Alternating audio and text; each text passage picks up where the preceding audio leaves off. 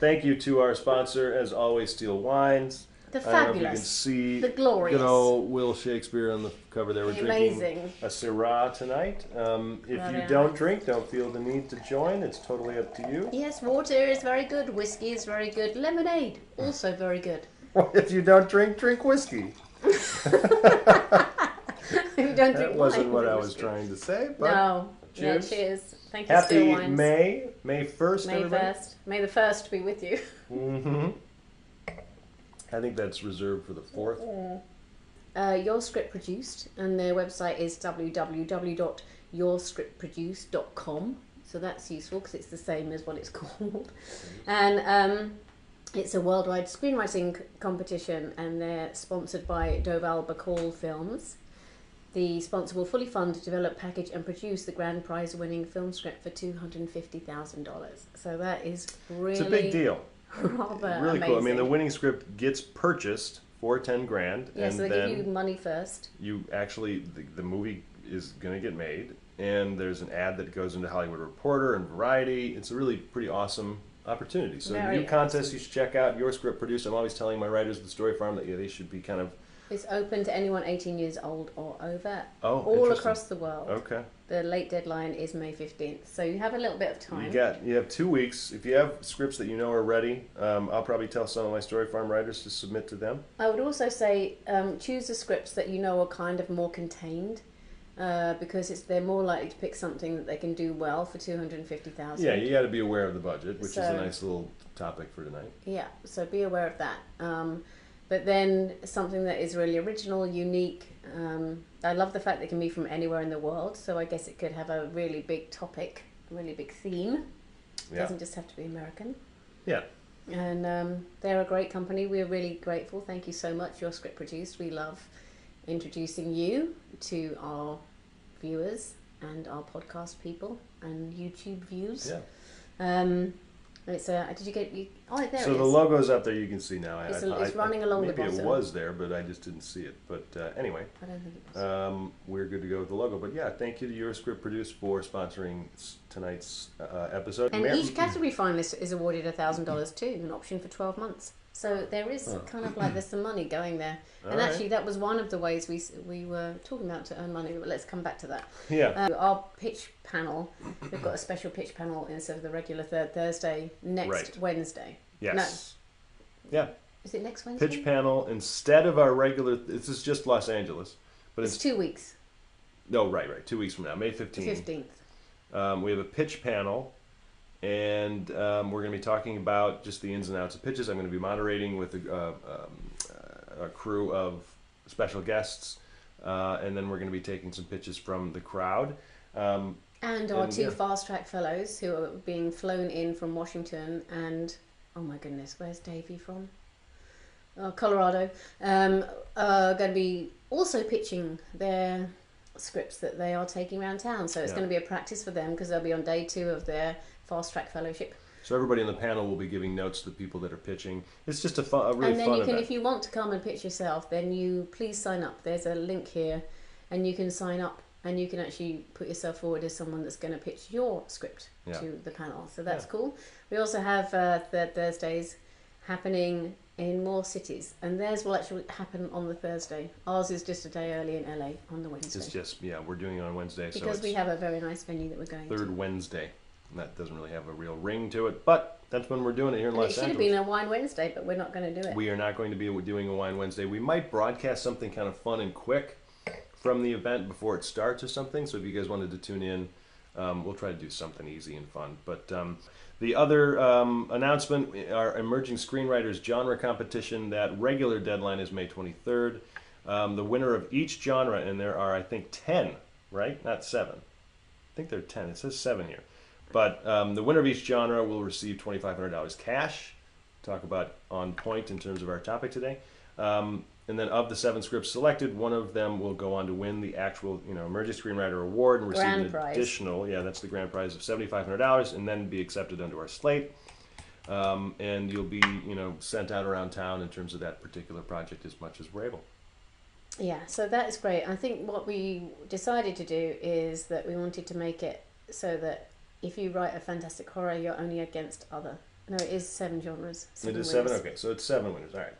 So you don't have to worry so much that your comedy is going up against a deep, dark drama.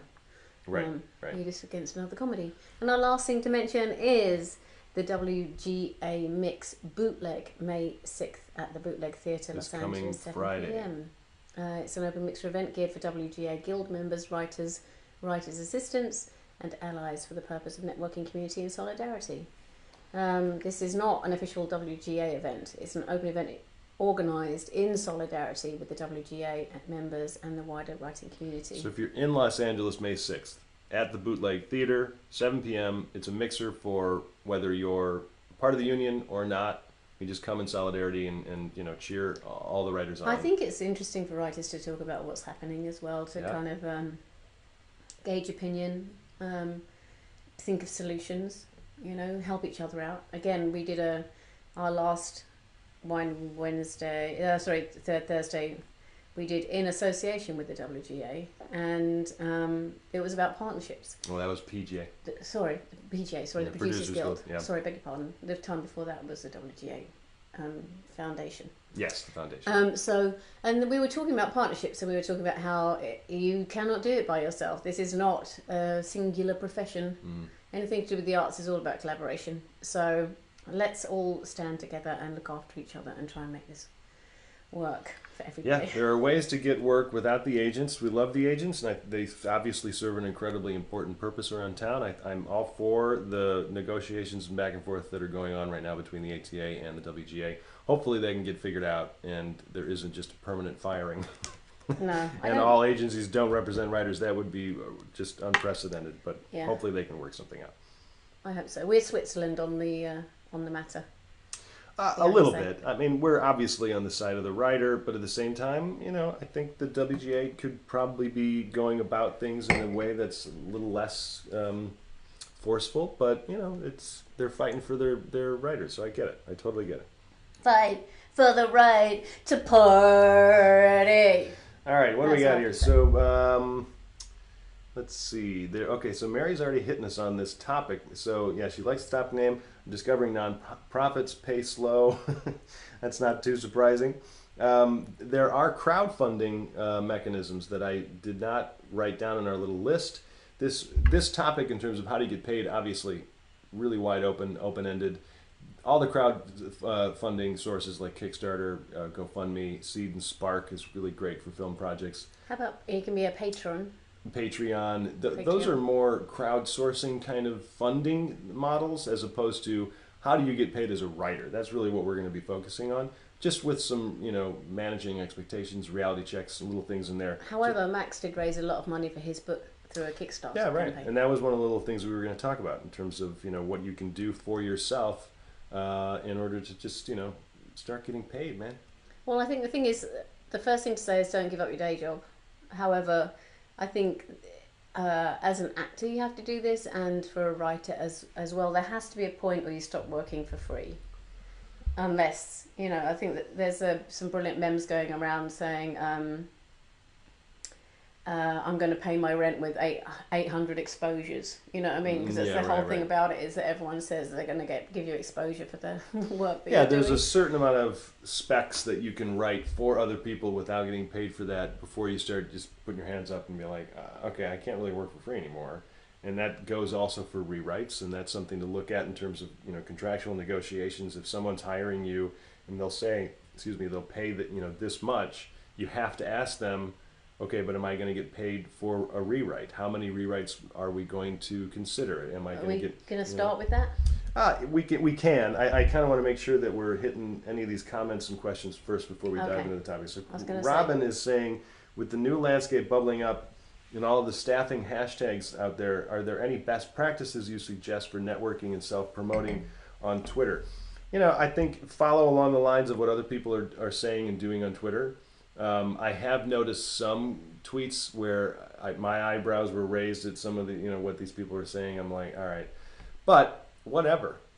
Say what you feel is necessary so that you come across as professional, primarily focusing on accolades. One of our writers, he was an emerging screenwriter, and he wasn't on Twitter before. winner. He was what? He wasn't on Twitter before. Oh, he was not on Twitter. Okay. And now with this whole kind of momentum that's happening, he has joined Twitter, and showrunner asked for a specific type of script that he had, and actually he'd won a final draft.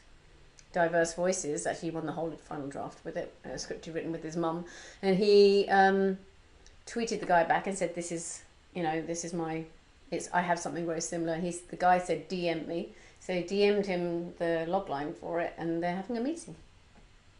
Yeah, I think. So I feel like it's amazing. So I think the thing is, be polite, be respectful. Don't put all your treasures on the table. Twitter is one of many ways that you can try to get people's attention. Most of the time, they don't even read the tweets, but sometimes they do. I mean, you get a notification. Well, he was looking for a specific. Right. This writer, who I know you're talking about, targeted that person, saying, "I think I have." Well, because I think writers have been using it. So right. I guess be respectful. Say, I have something that I think is really suitable. It's won this award. It's got an 8 on Blacklist, or whatever your kind of the accolade is around it. Can I send you the logline? Can I DM you something? Again, you don't want to put it all over Twitter. You want to try and you only have 120 characters anyway, so there's only so much you can say. But yeah, be eager, but not too eager. Don't be desperate. Don't try to overexpose yourself. Like, I've done this, I'm amazing, or try to use all these different vocabulary terms to make yourself sound amazing. Just be yourself and primarily promote accolades, what I've done, what I've achieved. That should and hopefully get people's attention. Yeah, but I like it. I love this fact. I mean, I think that was supposedly what Twitter was made for, was it so you could get in contact with people that normally you wouldn't have a journey to. Unfortunately, it became a place for armchair trolls to berate people. You have to be, hopefully people are being respectful. Courtney put up the link for the WGA Mixer event that's coming up. You can click on the Facebook link there if you're in Los Angeles. And Drew, who is our wonderful Drew. Steel sponsor, is supporting labor. I think we all support labor, Drew, but thank you for saying that. Drew being a non-screenwriter, thank you for saying that. No, it's writers are necessary. I think that's something that without them there is nothing. They begin everything.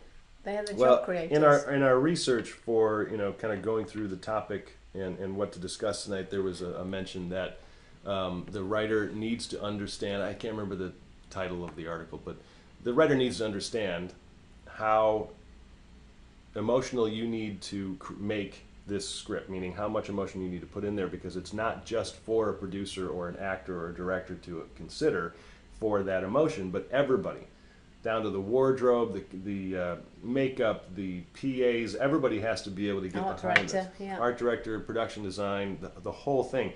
But then that also means that, like Jim Hart, who wrote Contact and Hook and he's also he has his Dracula. Own system for writing called the the Heart Chart. He said that writers are job creators, so it's just another reminder to take this seriously. Don't just think that you can write one draft and go, okay, I'm not going to make any rewrites because this is perfect, or I'm not going to take it to a reader and get notes on it, or I'm not going to work with a coach, or I'm not going to submit to contest. However, also know that you are the creator. You started this. Yeah. So you do have value and you do have worth, and when it's ready, and you'll know it's ready, and do make sure that you find out it's ready from other people too. Then value it and yourself. Yeah. All right, so some topics based on our title tonight. One way that we kind of already talked about, we don't need to go too much into this, and it's kind of obvious, but contests and fellowships are one way to get paid for the work that you've done. Yes. You can win a contest, you can win prize money, or in kind. I mean, Shoot Your Sizzle is basically $5,000 of hard cash, and then all the rest of everything else is in kind. Mm-hmm. But also those fellowships, if you can get in, like Anthony just said, the Warner Brothers and NBC on the Verge writing programs are now open. Those are basically fellowships. They'll pay you up to, I think, like $45,000 for the year or however long that their term is, to be one of their kind of, I guess you could say, staff writers, and then they own the material that you create. Some of them do, some of them don't. But that's one way to get paid for your writing. But I think it's also important. Nickelodeon does one. Nickelodeon. Their opening is only January 2nd to January 31st. Yeah, it's pretty small. You should be aware of all of the studio fellowships, because most of them have them. Most of them are free to submit to. Especially if you're diverse. It just So makes the a competition woman, that much more harsh. But yeah, absolutely, because that's what the industry is looking for, the diversity. Um, but I think it's important to note that how do I want to say that? Even if you don't win, that third, fifth, or top 10 placement or something can turn into money, because then people are going to get to know who you are. You're forming relationships. Relationships is a huge way to start getting paid. and for it's what you do. building your writer's resume. So coming third or fifth or fourth in all these different contests, because people as well in the business understand that every contest has a different mandate. So they're just basically saying, okay, I appreciate your writing, which is why you came third but not first, because I'm looking for this specifically. So Yeah. I think you can gain a lot of traction. And then that segues into one of the more specific ways to get paid is writing assignments through a writing gig, or an offer for a rewrite or a polish. There are many ways that you can come into an existing project and work with a producer to rewrite or rework that. A lot of my writers with Story Farm have had those types of jobs. Relatively low pay, maybe $3,000 or something, to come in and work on a rewrite, but then you're going to get some kind of a credit. But that's what contests and fellowships can do, because it gets your name out there for then that producer or whoever is hiring you to consider you to then work for that person. And of course, you can negotiate however much that you should get paid. And then that was kind of going to what I was saying, as far as if someone offers you, like through the ISA writing gigs, if you should be a Connect member, it's $10 a month. It's nothing, but you'll have access to those writing gigs, and there are people posting jobs specifically for writers all the time, and they're looking for either deferred payment or low rewrite pay, or attachment or credit or something. And they're looking for writers to hire, and if they are offering you a certain amount of money, let's say it's $3,000, ask them how then is that going to get shelled out? Meaning, do I just get $3,000 up front, and then I work with you? Okay, but then for how long? Is this a 6-month term? What's the turnaround? How many rewrites do you think I'm going to need to do? How many rounds of notes are we going to... Because I've heard so many horror stories about a writer gets hired for a nice little paycheck of $3,000, and then they're stuck on this project for like a year and a half, and they're constantly doing rewrites and more rewrites and more, and suddenly the hours turn into like a $7 an hour kind of job, where it's like, okay, this isn't worth it. So you have to make sure you get all that information up front, and the producer should be okay with that conversation, because it's likely that out of that $3,000, it might be $1,000 up front, and then another $500 for the delivery of that draft, and then another set of $500 payments for a certain amount of rewrites, and this could be over a 12-week period. You need to be aware of that, so you have to talk to the producer to be able to work that out. I think as well, being upfront and showing that you're professional and you've thought about it, and that you're also not saying, I'm going to knock this out in one, I'm just going to take this and it's going to be done in one go. Yeah. You're offering your services as a professional, saying, I'm willing to work with you, so let's start with this. I mean, the good thing is you don't have to come up with the idea, and you just you can polish and refine and make something that was maybe not so great brilliant. Yeah. And there are editing services. If you know other writers or people who may not know formatting very well, but they know story incredibly well, you can offer your service in case you know formatting really well and you're kind of a grammar nerd. Then you can say, look, I'll rewrite, but not any version of the story elements like character and structure and stuff, but I'll rework your script for $300 just to help make sure it's edited properly and there aren't any typos. There are little ways that you can just start. Make sure it's formatted properly for a reader. Yeah, I mean, if you got to be using Final Draft or Movie Magic or something, I mean, that's just that. If you're not, it's silly. Writer Duet is, I think, free. Those are all easy. But anyway, those are small ways. Writing assignments. Some of the top writers, I know this was years ago, but I know that there were something like 7 writers in town that were asked to rewrite studio movies in like 10 days for mid to high 6 figures, a ridiculous amount of money, and with no credit. And those 6 or 7 writers made a huge living doing that, because they were always called upon from different studios, because they knew that that writer could turn this script around per what the director and producers were asking within a week and a half or less. Sometimes it was like 4 or 5 days, where they're working 20 hours a day to get this thing done for a multi-million-dollar movie. that's why they're paid, $250,000, $500,000 to get that turned around. I don't know if that still exists. There are probably more writers out there who are able to do that kind of thing, and I don't think studios are willing to shell out that kind of money. But that isn't necessarily something you should be striving for now, because those people, what's his name? Oh shoot, last name Zahler, Zahler.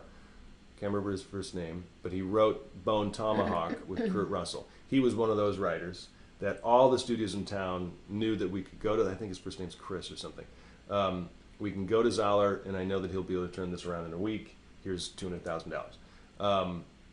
He became so known for that, though, that no one really took his original script seriously. Right. And then when he wrote Bone Tomahawk, it was just an unbelievable script. Nobody in town wanted to do it. Kurt Russell somehow got his hands on it and said, "Oh my God, we have to do this." And they shot it for like $2 million. And well, Evan Cooper, one of our writers, is absolutely in love with that script. Yeah. I'm not going to watch it. It's a rough horror western. Because there's a moment, he said, where literally someone is held up by their legs like this and they chop him down the middle. They split him off. So you can imagine, there's a V, you can imagine where the chop begins. I'm sure a lot of men are crossing their legs right now. I'm crossing my legs, I don't even have it a makes penis. you a little dizzy thinking about it. But anyway, there are multiple ways to get paid for your work as a screenwriter without having to just outright sell something or option something. I think the thing is, we're saying get creative. So definitely you should be applying for the writing gigs. And like any other job, like literally any other job, you need to be able to prove that you've been able to do the job. Especially if you're going to be talking about hired to rewrite or write something for producers who are willing to spend, $3,000 to $5,000 on your time or work. If you've never done it before, or you only have one script to show or prove that you've done anything, you're probably not going to get hired. No, I think you have to find your. I mean, if you find your niche. So if you have an excellent horror mind, seeing as we've just been talking about that, I would do a couple of specs that are like other horror movies that because horror is so hot all the time. There's never a moment that someone isn't looking for a horror movie that they can shoot for 100, 250 that is like The Quiet Place. A Quiet Place. So, I mean, like, it's like the most common comp I think I ever hear about. We want something like A Quiet Place, but we can do it for under 250,000. Yeah, we want to shoot something for $300,000 but make $450 million. Do you have that? Do you have that? Yeah. And it has really good writing and socially important. Relevant. Yeah, right. It's not impossible. However, obviously. you can write a spec that kind of has a genre or a feel of something that's done very well, like a live. What's that thing which called found footage? So something like that. Like a Paranormal Activity, or that's kind of old. So you can but you can follow a trope though, can't you? You can follow a trope and show that you could write that. So then, if they have a trope that they need punched up, you could say, "I've got something." That's the point. You have to show that you can write in whatever genre you're choosing to write in, and the only way you're going to be able to do that is just to write constantly. And that was another thing in this article that I think Courtney can throw up there. It was an article that was written by John August. If you haven't heard of John August, he hosts a screenwriting podcast. It's very famous for his screenwriting podcast specifically. But he was saying that, one thing that all of the professional writers do is that they write every single day. And I know that sounds ridiculous. I know it's easy for everybody to be like, well, I write every day. There's this level of never miss a workout kind of idea. Like if they go a day without writing, they go a day without doing their job, whether they're getting paid for it or not. Like I remember when I interviewed Paul Haggis, God, I think this was a couple years ago. That was a name drop. Yeah, well, it was on the Isaiah podcast. You should be listening to the podcast. But he said even he's writing things on spec and not able to sell them. So these professional writers at even the Paul Haggis level, who wrote and won Academy Award for Crash and all this stuff. Do you think it's a Scientology thing? At the time, I don't know. I mean, he's still, trying to work. I think it's the same as being. It seems like the creative profession is the same across the board. In the fact you're only as good as your last piece of work. It doesn't matter how many piled up behind you there are. It's still. And what have you got next? And what have you done? And pretty much. You start. It feels. Yeah. I mean, there is an accumulation of, which is why you're building your resume. Right. But it does feel like every day you begin again. Yeah. But that's because you're hopefully doing something you love. You have to be able to love it, but you also have to have a confidence in knowing that you're doing it right and that you do it so often that you can just tell that the script's working. Like some of the purely natural gifted writers, whether they're novelists or poets or whatever, they were just born with a get it factor. And it's hard to explain that. It's kind of like the top athletes. But for us who are not at that gifted level, you have to work constantly to eventually find that, oh, I think I get this. I know how to arrange the words on the page so that I'm not overwriting, but I'm not underwriting. I'm allowing the visuals to come out to tell the story as opposed to the dialogue. And, it takes so much time, but it also takes a lot of work with other people, reading other scripts. Reading other scripts, I think, is really important. Do we have any questions there? I think we have a couple comments here. Let's see. I don't have mine up. Drew says, my friend Sir Paul McCartney says name dropping is gauche, Max. Yeah. Although I have got a photograph with me and Paul McCartney. Yeah, see? just to say that. I do. No questions. If you guys have questions, you can ask. Yes, please do join in. Like Sam said, it's nice when you join in. We like it. All right, so obviously another way to get paid for your writing is to option your script. So what does it mean, technically speaking, and generally, to option your script? It means that someone's looking out for you and your script and going to take it places for you. Right. The term option comes from a producer is giving the script I should say the writer is giving the producer the option to take this out legally and be attached to the project and hopefully set it up in some way. And by set it up, it means either find financing, distribution, attach talent, a director, production company. There are so many different elements that need to go into it. The option is giving this producer a certain amount of time, between 6 months, 12 months, 18 months, and then with some form of a possibility to extend the option, because sometimes it can take much longer than a year. I think 12-month options are crazy. We've just started our production arm of the ISA called Creative Screenwriter, and although it's still fairly new, what we're realizing more than ever is that 12 months goes by so quickly. It's crazy because the first script that we optioned is already going to be coming up for either well, we're going to renew it ending or we have to renew it in August, which is crazy how that's right around the corner. We do have a director that we're going through negotiations with now, and she's a relatively big name, and so once we have that element on, then we can start talking about financing, we can start talking about distribution. She'll hopefully be able to help cast the project. So a lot of times in an independent route, if you go talent first, the director is usually the primary source, unless you have a very cast heavy or strong project. Then you're going for the lead first. It all depends on the producer on board. But as far as getting paid for an option, the dollar amount can be anything. And a lot of it has to do with your level of experience. How many other scripts have you sold before? Is your agent or manager going to be negotiating, for you in some way in terms of this is what the person should be getting? The agent technically is the one to say, no, this is the price quote. But the manager will probably be pushing to, this is what the person deserves. But based on prior experience, like if you've sold or had 2 or 3 other projects set up and produced and financed, and they've been, the writer's been paid for it, then yeah, that option is going to have to be higher. Probably, I would assume, between the $1,500 to $5,000 amount, probably, and slightly based on the budget of the project. If it's a big $50 million or more movie, then that option price should probably be higher. Rarely, unless you're an A-list writer, and even if you're an A-list, the script probably wouldn't even be optioned. It would just be sent out and set up or sold. Yeah. But you're looking at probably, if you're an experienced writer who have already had movies made, I would argue, and I could be wrong, $1,500 to $5,000. But that payment gets stretched out. You're not just getting a chunk.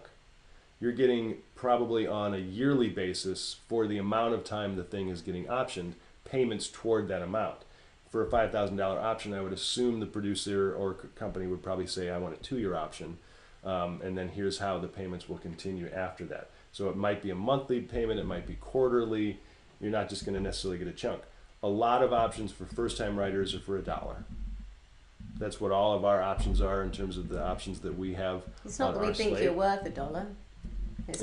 It's just to say, let's begin. let's start. Yeah, and because we're technically taking a chance on an unknown writer that, technically speaking, you as the writer are not a selling point. The script is the selling point, of course, and you put in the work for that. But that's why within that option, then we're also talking about what your fee will be if and when that project is financed.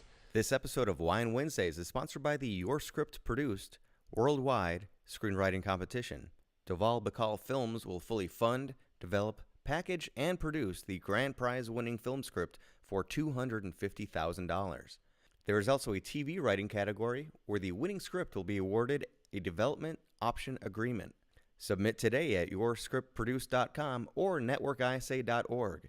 The next deadline is May 15th with a final deadline of June 15th. A film needs to pay out all the people that put the money up first and foremost, whether it's an independent financier or a distributor. Then any higher, above the line people like executive producers that might be a part of the production company involved. Actors that have been promised high profile actors. The director is usually working out, especially on the lower budget movies, some form of a back end payment because they're paying they're basically working for scale. So they're working for scale and so they'll get some back end profit. Yeah. And so then those people get paid out.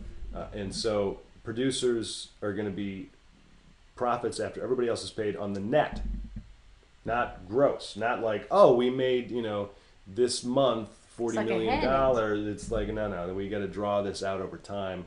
Still, it's nice to have some back end possibility in case the movie does do really well. I'm scared to find out how much the producers are making on Avengers. Oh my goodness, what a great weekend for them. Granted, the thing was probably $150 million or $200 million movie with another $100 million of marketing budget thrown in there and maybe even more. So you're all right with the billions. But they're in the billions. Yeah, these people are totally fine.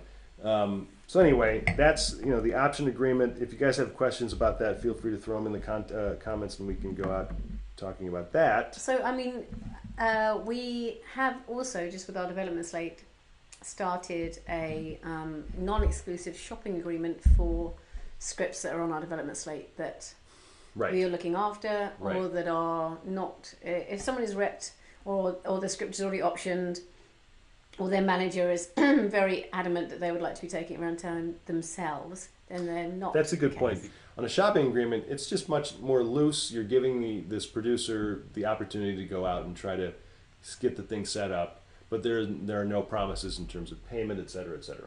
A non-exclusive shopping agreement is pretty much how it sounds. You're able to go out and also try to shop and put this thing out and about, get other people attached, get other producers attached. So does this producer that is specifically signing this non-exclusive shopping agreement. Which is us. So if you go out, let's say we sign a non-exclusive shopping agreement with you, and you go out and you get a producer attached and they, will go off and run with it, we're no longer attached to the project. We just ask for a special thanks. We just ask for a special thanks because we kind of got the thing started. Yeah, there's no payment or anything.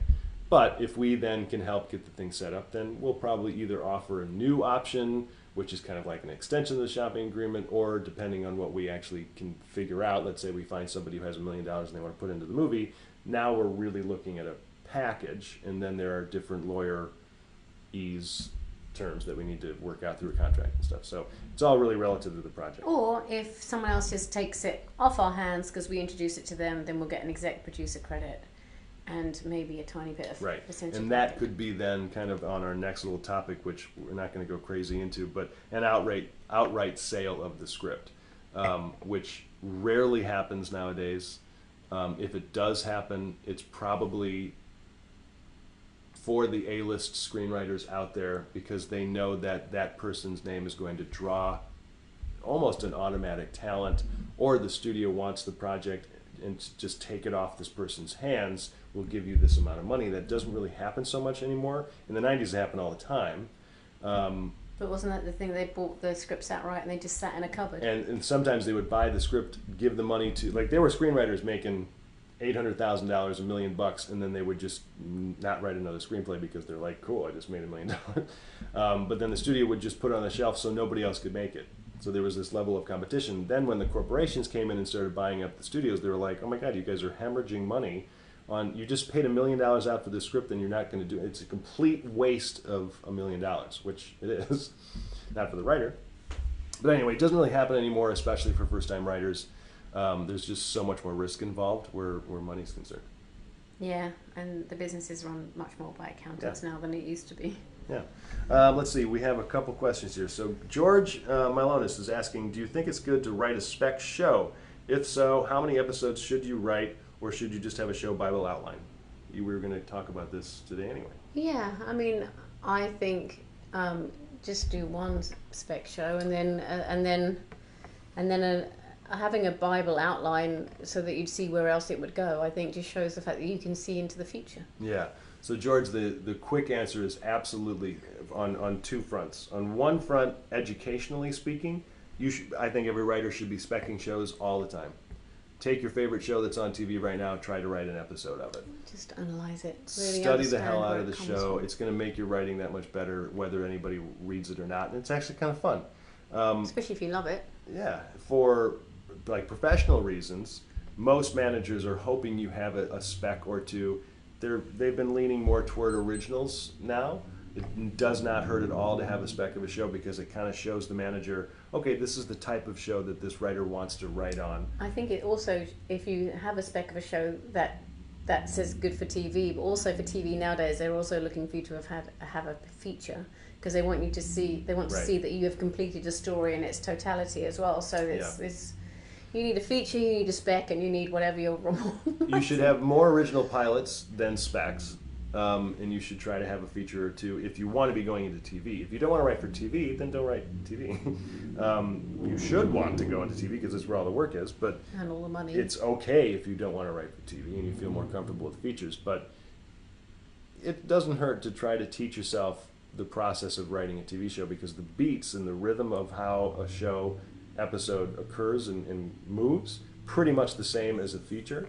It's just in a much more condensed level. You don't have as many scenes. Obviously the page count is a lot less. And then on the other side of it, a season of a TV show is then looking more like a feature. It's, that's why people are loving the serialized shows so much now, because they can spend 12 episodes, 10 episodes on, and it feels like they've just watched over 10 weeks a movie. Yeah, and you can fall in love with the people. Yeah. Anyway, what else is let's see what we got here. So, can you talk about points and back end? So, the point situation is back end. Going into the math of it all, I don't have it all memorized. But very simply, a point is like a percentage. There are other ways to look at it, and people like, well, a point is actually no, because it's based on gross versus, I don't know. There's a whole bunch of, you have to be a math major to figure out that. Basically, if you have 2% of the back end, that back end needs to be then figured out figured out in some form of contractual, writing, when exactly the back end is considered. Meaning, is it for the life of the thing being in the theaters? Is it for the life of the project existing anywhere throughout the universe in media? And then it's also about, we have offered our writers a back end, and the back end is a percentage of our percentages as producers. Yeah. So our producer percentage is not the whole profit at the end. It's not the whole back end. It's already split between the other producers, and then from our producers, if we're willing to give our writers a tiny bit of our money. Yeah. So there are technically two producer pools. One is the front end producer pool, which is maybe 5% of the production budget. $5 million, you get 5%. That goes into the producer pool, regardless of how many producers are there. Sometimes other producers can negotiate their own deals with the distributor if it's a Netflix or Amazon. If they, there's all relative.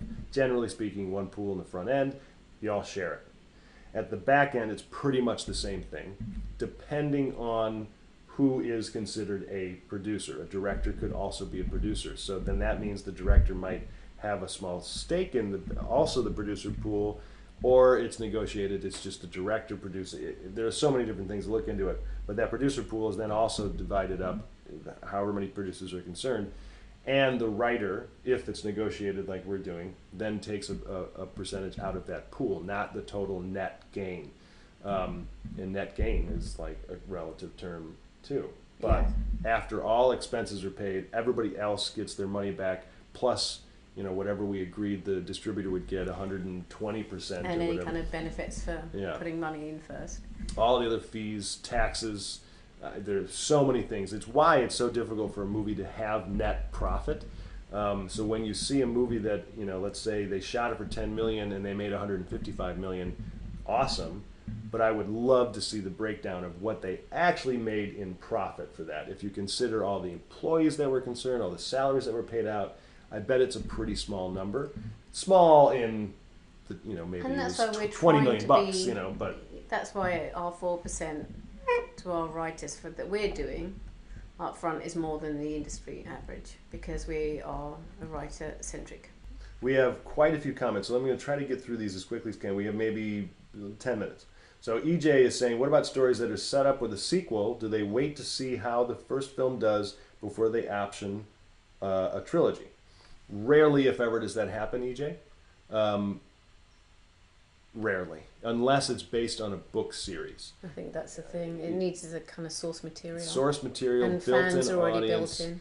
With a Harry Potter, of course, they were like, yeah, we're going to make all these movies because we're going to make a fortune. But I'm sure they didn't commit a certain amount of money to all the future movies. They might have had a secret little budget at Warner But in Brothers. a way, that's better for J.K. Rowling, because she could see the success and go Totally. like, okay, my prices went up, honey It would be child. silly for a writer to agree to sell a trilogy because that first movie could do so much better than you expected, and suddenly it's kind of like a baseball player agreeing to a certain amount of time, you know, and contract for $1 million, and their second year is like MVP status. They win the World Series and they're a superstar, and now they have to wait another 4 or 5 years to get paid. People do it, though. Yeah. Well, and not that $1 million isn't a lot of money, but think about the level of success that you think you might be able to achieve. So it'd be silly to sign off on the future movies when I you don't think know just how put a it's gonna caveat in there that if, depending on how well it does, that there is room for negotiation. I think it's that is just anyone who is a decent human being will understand that you're just trying to protect your future self. be. Yeah, there's nothing wrong with mentioning it. I don't know if we need to put it into a contract yet. No, but you just if Yeah. they were saying we want all of them or nothing, say okay, well yes, but there has to be a caveat that we can renegotiate after this. Yeah, yeah. Mary Davis, if I crowdfund and sell associate producer credit, am I giving them a right to profit? Real quick answer is no. You're not giving them a right to anything but that credit, because the future payment would have to be negotiated legally anyway. An associate producer rarely gets paid anything. It's basically a thank you. That's everything for now. Oh, I suppose we didn't mention the fact that you could, and it's not a bad idea, to try to come up with multiple forms of media based on your script. If it might work as an app game or a video game in general, a console game, a graphic novel, a novel version of the script, write all that, because if you have a full package based on this one idea, which I should probably be doing for my my Yes, own they book, should be doing it. I kind of have started, but it's just so much time. But that's another way to eventually and hopefully get paid. That you have a whole package here based on this idea. Some ideas don't, lend themselves to that. Yeah. But yeah, no, if there are financial offshoots that can happen, I mean, I think with your script, there's very much a kind of a virtual version that could happen. So think about that. Think about the big picture of the world that you've created, and see if there's another element that you could add in that would be money making for someone in the future. There's also TV staffing, hired by a Get studio. staffed in a show. Yeah. Like hired by a studio team like Pixar. I'm just trying to think there's other little notes we made. And then also kind of like, I think we talked about this. So sometimes you need to invest a bit to get some money back. And referring to your point about trilogies, EJ, then we were part of a writers' conference, and a lot of the writers there were self-published on Amazon, and they had millions of books sold. not being, like, I'm not over exaggerating, millions of books sold, and they just basically found a formula, and then they had sequels and kind of that went on, and they self-published, and they found some kind of loophole But now they are making a very good living out of self-publishing on Amazon. Yeah. I mean, we're talking over a series of 8 to 10 books, and they're, 400 to 500 pages each. They've sold, a million or still. That's amazing. It's over maybe a 10-year period, but whatever. No, there was that woman that was writing 100,000 words. She was insane. 100,000 words a month, just cranking out books.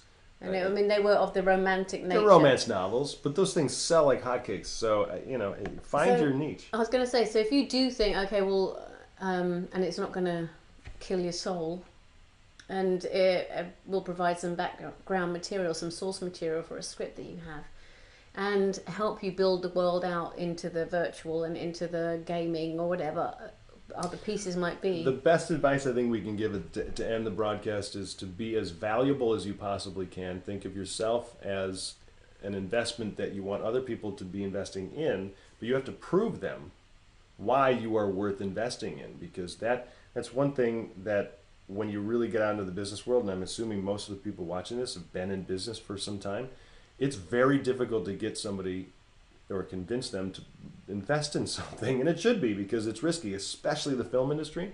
So you have to make yourself as valuable as possible, and if that means coming up with multiple ways to market your one project, or to just write 10, 15, 20 scripts and make sure that you're investing in yourself with a coach or contest or whatever, to make sure that you're understanding that, yes, I'm nailing this. I know what I'm doing, and I can prove to other people that I know what I'm doing. You can't rely on 1 or 2 scripts to make it work. You just can't. Yeah, unfortunately, it's just keep going. Work hard, keep going. Yeah. But I hope we've given you a bit of inspiration about how to earn some money in the meantime. And don't quit your day job. Don't quit your day. We are here. So if you have any questions or if you have any other thoughts, you can reach us through social media and Instagram and Facebook, and as well as on our emails, which are felicityormax@networkisa.org. Mm-hmm.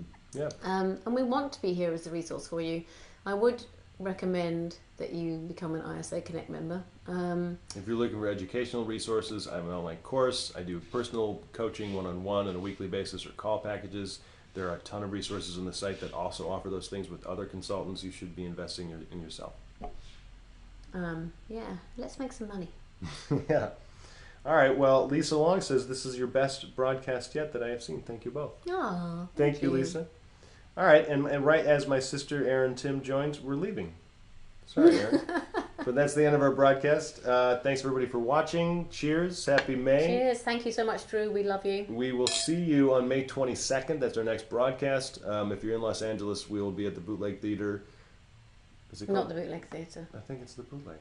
No. We'll be at a theater in Hollywood. That's the WGA mixer. Oh, yes, that's the WGA Mixer. We will be somewhere on Wednesday the 15th for our third Thursday. You can check it on Wednesday. events on the ISA website page. You should be following that website anyway, networkisa.org. Yeah. All right, everybody. Thank you so much for tuning in. We appreciate it as always, and we will see you soon. See you soon. Bye-bye.